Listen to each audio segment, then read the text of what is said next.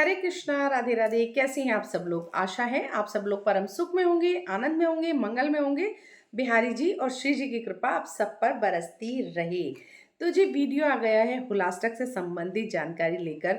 2025 में हम होलास्टक कब मना रहे हैं, होलास्टक क्यों मनाया जाता है, क्यों होलास्टक इतना ज़्यादा प्रभावशाली है, इसको लेकर लोग इतना क्यों डरते हैं और किस तरह के भ्रम फैले हुए हैं होलास्टक को लेकर। होलास्टक में क्या-क्या चीज़ें आप कर सकते हो, क्या-क्या चीज़ें आप नहीं कर सकते हैं, किन चीज़ों को अवॉइड करना चाहिए और क्या इसका शुभ परिणाम प्राप्त होता है और क्या ही अशुभ परिणाम प्राप्त होता है। ख़ास तौर से गर्भवती महिलाओं को किन चीज़ों का ध्यान रखना चाहिए, नवजात बच्चों के लिए किस तरह का ध्यान रखना चाहिए। तो इस वीडियो में सभी चीज़ों से संबंधित जानकारी देने का आपको प्रयास करूँगी और वीडियो अगर आपके लिए ज़रा-सा भी हेल्पफुल होगा, तो प्लीज़ वीडियो को लाइक कीजिएगा। चैनल में नए हैं तो चैनल को सब्सक्राइब कीजिएगा, बेल आइकन को प्रेस कीजिएगा ताकि आने वाली मेरी सभी वीडियो का नोटिफिकेशन आपको मिलता रहे और सभी तक वीडियो ज़रूर पहुंचाइएगा ताकि ज़्यादा से ज़्यादा लोगों को इसका लाभ मिल सके। तो चलिए जी वीडियो शुरू करते हैं। जान लेते हैं होलास्टक कब मनाए जा रहे हैं। तो होलास्टक प्रति वर्ष फागुन मास के शुक्ल पक्ष की अष्टमी तिथि से प्रारंभ होकर फागुन मास के शुक्ल पक्ष की पूर्णिमा तक चलते हैं, यानी कि होलिका दहन तक ये चलते हैं। होलिका दहन के बाद ही होलास्टक का समापन हो जाता है और इस वर्ष 2025 में 7 मार्च से होलास्टक लग रहे हैं, जिसका समापन 13 मार्च को होलिका पूजन के साथ ही, होलिका दहन के साथ ही समाप्त हो जाएगा। तो होलास्टक को इतनी बड़ी मतलब ऐसी अशुभ तिथि क्यों मानते हैं, इसके पीछे क्या कथा है?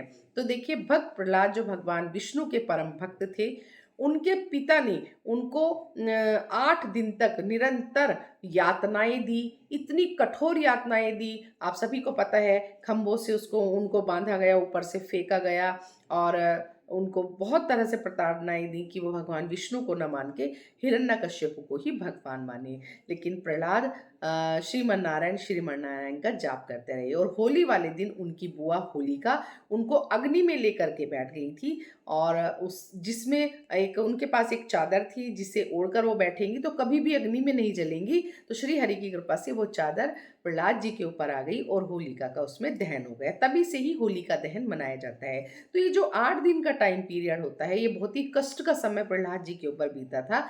इसी वजह से होलास्टक अशुभ दिनों में माना जाता है। दूसरी तरफ इस समय जितने भी हमारे ग्रह नक्षत्र होते हैं वो उग्र स्वभाव में होते हैं और अगर हम कोई भी कार्य इस समय पर करते हैं तो हमें उसका शुभ फल प्राप्त नहीं होता है। जब हमें शुभ शुभ फल प्राप्त नहीं होता तो डेफ़िनेटली वो चीज़ें हमारे लिए अच्छी नहीं होती हैं। इस समय पे बहुत सारे काम ऐसे हो जाते हैं, लोग अगर करते हैं तो उनको बीमारी, मृत्यु तक की समस्याएँ झेलनी पड़ जाती हैं। इस समय पे बहुत ही सावधानी बरती जाती है। तो ये समय जो होता है 8 दिन का, ये जले-कटे दिनों में आता है। नेगेटिव एनर्जी बहुत ज़्यादा हाई होती है।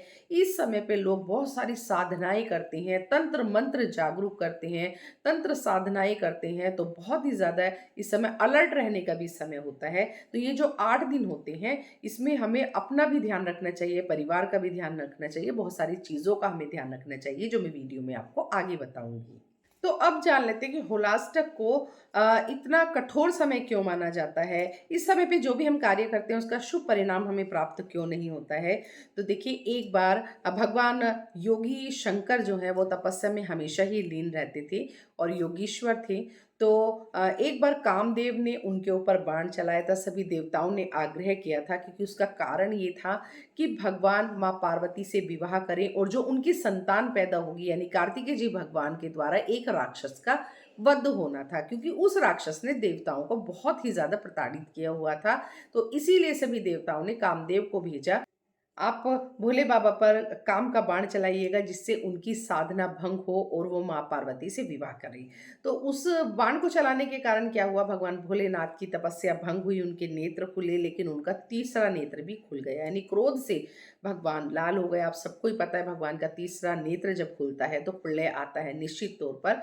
तो उन्होंने कामदेव को भस्म कर दिया। बाद में रति ने बहुत आग्रह किया, रति ने बहुत तपस्याएँ की और रति ने भोले बाबा से क्षमा याचना की और बाद में उन्होंने कामदेव को जीवन दान दिया था।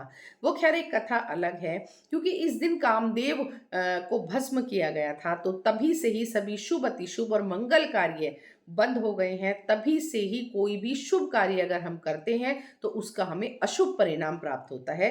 तो होलाष्टक बहुत ही निगेटिव एनर्जी से भरे हुए होते हैं, क्योंकि सारे ग्रह चाल नक्षत्र उग्र स्वभाव में होते हैं। लोग निगेटिविटी इस समय बहुत हाई होती है, लोग तंत्र मंत्र साधना करते हैं, चौराहों पे रखते हैं, तो बहुत सारी चीज़ें एक साथ, निगेटिविटी बहुत सारी एक साथ इकट्ठी हो जाती है। और देखिए, इस समय पे आप लोग खुद ही महसूस कीजिएगा कि लोग ज़्यादातर चिड़चिड़े रहने लग जाते हैं, क्लेश होने लग जाते हैं, घर में वातावरण अच्छा नहीं होता है, माहौल अच्छा नहीं होता है, झगड़े होने लग जाते हैं। तो ये सब नेचुरल है, ऐसा होता है क्योंकि इस समय पे सारे ग्रह उग्र स्वभाव में होते हैं।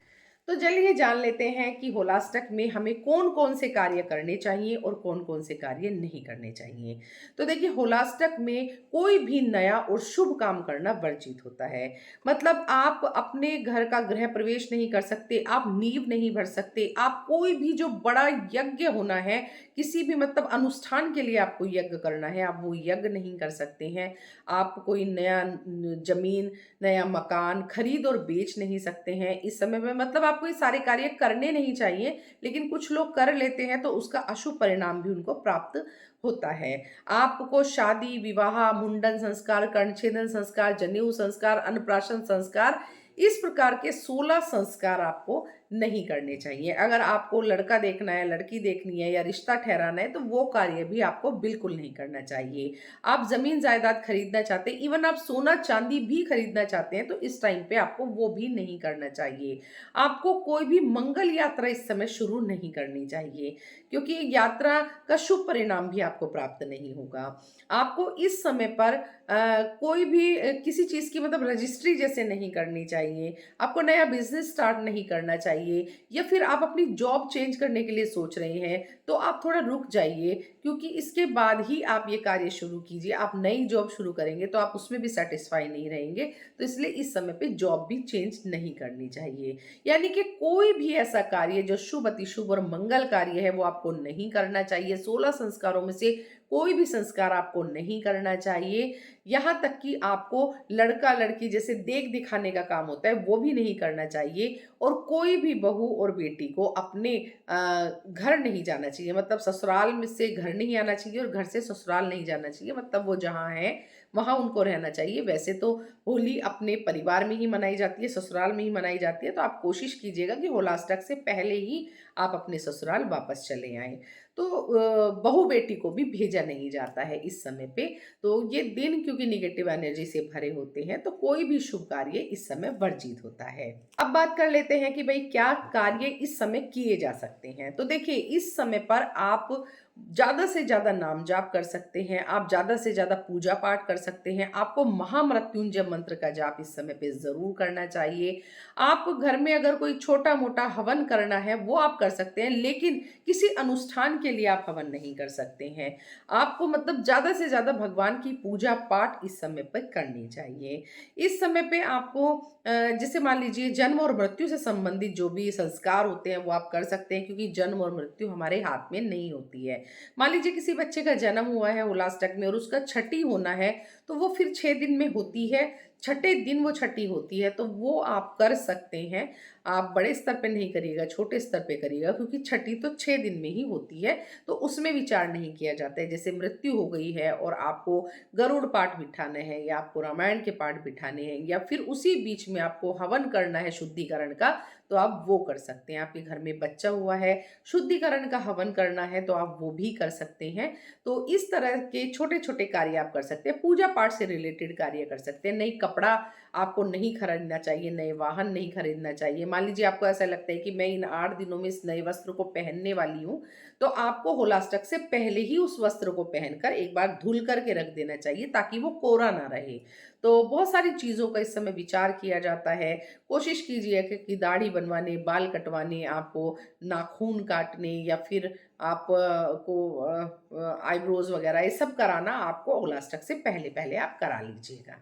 अब बात कर लेते हैं गर्भवती महिलाएं और नवजात शिशु के लिए बहुत ही ज़्यादा ये जो दिन होते हैं जले कटे दिन, इन दिनों में बहुत ज़्यादा ध्यान रखा जाता है। अगर आप गर्भवती हैं तो आपको इन 8 दिनों में हो सके तो घर से बाहर निकलना ही नहीं चाहिए, और अगर आपकी मजबूरी है तो चौराहों से आपको बहुत ही सावधानी से निकलना चाहिए, साइड से बच के निकलना चाहिए। आपको अपने बालों को खुले करके नहीं जाना चाहिए, आपको बाल को ढक के जाना चाहिए। दोपहर में या देर रात में आपको नहीं जाना चाहिए।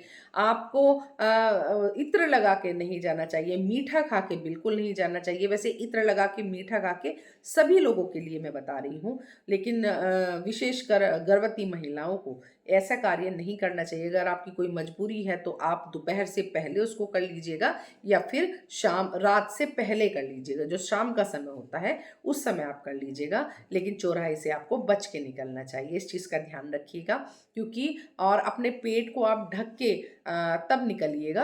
आपको बहुत ही सावधानी से ये 8 दिन निकालने होते हैं। इसी प्रकार नवजात शिशु, कई बार देखिए बच्चे बीमार भी हो जाते हैं तो उनको डॉक्टर के यहाँ लेके जाना होता है, तो उनके साथ में आप बहुत ही सावधानी रखिएगा। मतलब उनके कोई भी परफ्यूम वगैरह या पाउडर इत्यादि सुगंधित चीज़ लगा के नहीं जाइएगा। दोपहर में मत जाइएगा, रात को मत जाइएगा, शाम के समय जाइएगा, चौराहों से बच कर के जाइएगा।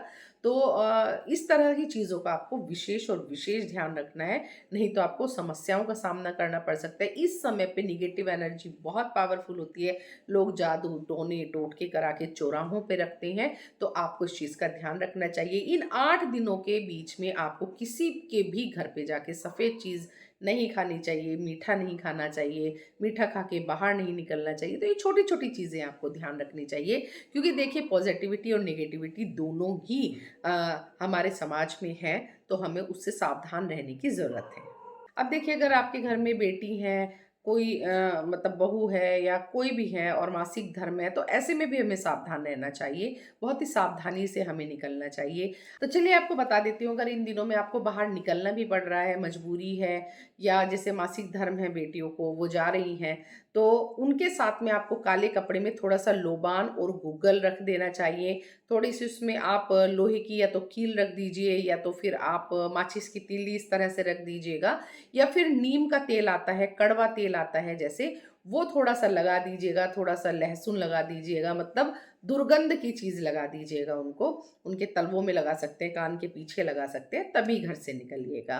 तो थोड़ी-सी हमें सावधानी रखनी चाहिए। और ये जो पुड़िया बना रहे हैं हम, जो काले कपड़े में लोबान गूगल रख के हम पुड़िया बना रहे हैं, ये तो घर के सभी सदस्यों की जेब में आप रख दीजिए। 8 दिन बाद जब आप होली का दहन करेंगे तो उसी में ही इसको स्वाहा कर दीजिएगा।